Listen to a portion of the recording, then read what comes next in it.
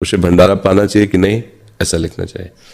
तो जो विरक्त है, भगवद आश्रित है, अब वो चाहे भिक्षा से पेट भरे या भंडारे से, वो अलग अलग फिर स्थिति हो। राधे राधे दोस्तों, स्वागत है आपका एक और धमाकेदार वीडियो में।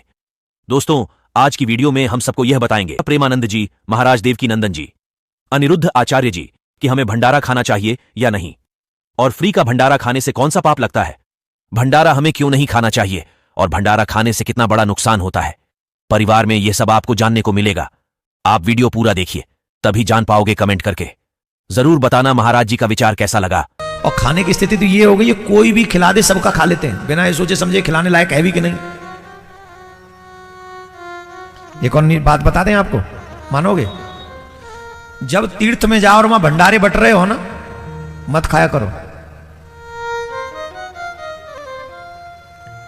ऐसे जीव के चटोरा आदमी हैं, कोई भी बांट रहा हो उन्हें खाने से मतलब।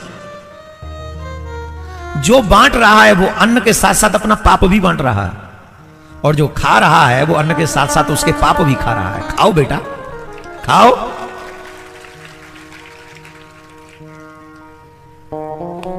दो ही जगह खाना चाहिए। दो ही विध भोजन की जाए, राजन विपत पड़े या प्रीत, तेरे प्रीत न मोहे आपदा यह बड़ी अनरीत। भोजन दो ही स्थिति में किया जाता है, या तो भोजन कराने वाले के मन में भाव हो, अथवा भोजन करने वाले के ऊपर विपत्ति हो।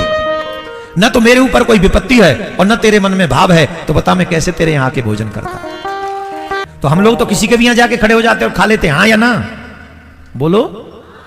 तो आज ये बात नोट कर लो, जब भंडारे में जैते हो ना जाके किसी के भी यहां, तो समझ लो उसके पाप खा रहे हो और अपने पुण्य प्रदान कर रहे हो उसे। हाँ, अब सीखो और ले लो। एक और बात, कितना भी खिला लो, खाने से इच्छाएं पूरी होती नहीं। इच्छाओं का बढ़ते रहना ही मृत्यु है। क्या जी?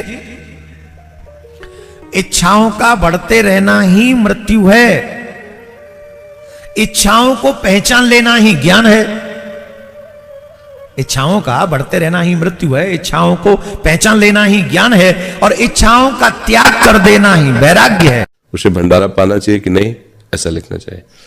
तो जो विरक्त है, भगवद आश्रित है, अब वो चाहे भिक्षा से पेट भरे या भंडारे से, वो अलग अलग फिर स्थिति होती है।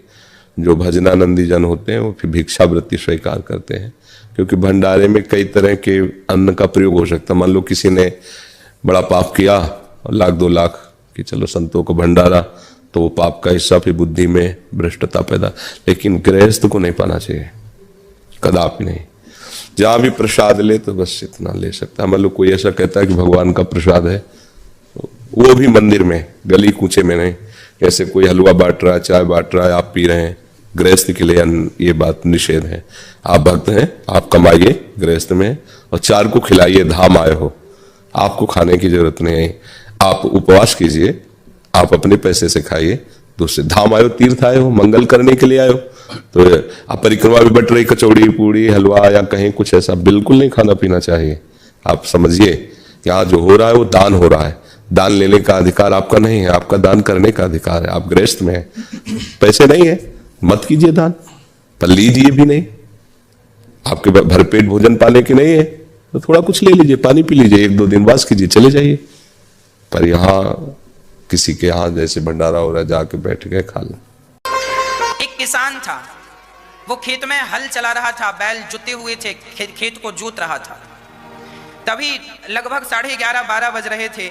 उसकी पत्नी, आपने गांव में सुना होगा, पति खेत में किसानी कर रहा होता है और पत्नी उसके लिए भोजन लेकर जा रही होती है ना। पत्नी भोजन लेकर के गई। भोजन में क्या? केवल अचार और रोटी। तभी वहां पर एक बहुत बड़े सिद्ध संत निकल रहे थे वहां से। संत के साथ भक्तों की बहुत बड़ी भीड़ भी थी।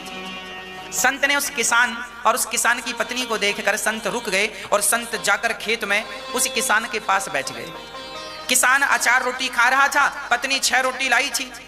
तो किसान जो था अपनी पत्नी से बोला, सुनो, 2 हम खाते हैं, 4 तुम खा लो। पत्नी बोली, मैं तो घर से आई हूं, आप तो मेहनत कर रहे हैं, आप एक काम करिए, 5 रोटी खा लीजिए, मैं 1 ही खा लूंगी। तब तक साधु आ गए। साधु आए तो किसान ने खड़े होकर संत जी को बिठाया अपने आसन दी। महाराज खेत है, कहाँ बिठाऊं, ज्यादा सेवा नहीं, आप यहीं बैठिए और मेरी पत्नी अचार रोटी लाई है, आप ये अचार रोटी खा लीजिए।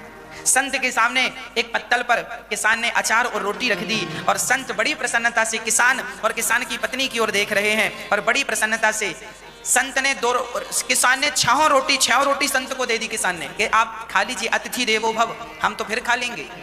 तो संत ने 2 रोटियां किसान को दी और 2 रोटी उसकी पत्नी को दी और 2 खुद ली और अचार भी तोड़ करके सबको दिया। और संत जब खाने लगे तो उनका एक बहुत बड़ा सेठ अमीर आदमी उनके संग था। उसने कहा, गुरुजी हमने आपके लिए 56 भोग रखे हैं, रसगुल्ला, रसमलाई, पूड़ी, पकौड़े, जलेबी, हलवा, बादाम, काजू और फलाना और ढिमका सब रखा और आपने वो सब छोड़ के अचार रोटी खा रहे हैं।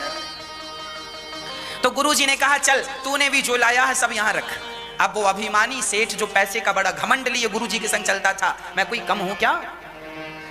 उस गुरुजी के सामने अचार रोटी भी थी और दूसरी तरफ उसकी पूड़ी, कचौरी और जलेबी और रसमलाई और जमाना भर का पकवान था। तब गुरुजी ने, बड़े सिद्ध पुरुष थे, तब गुरुजी ने उस सेठ की जो रोटियां थी, पूड़ियां थी, पकौड़ियां थी, जलेबियां थी, उन्हें हाथ में दबाकर दोनों हाथ से दबाया तो उनसे रक्त की धार निकल पड़ी। संत ने उन्हें दबाया तो उन रोटियों से सेठ जी की वो अहंकार भरा व्यक्ति, उसकी रोटियों से क्या निकला? दबाने से, निचोड़ने से रक्त निकला, खून निकला। और जब किसान की रोटियां संत ने दबाई तो दूध की धार निकल पड़ी। लोग स्तब्ध रह गए, महाराज ये क्या दिखाया आपने, इसका क्या अर्थ समझे हम?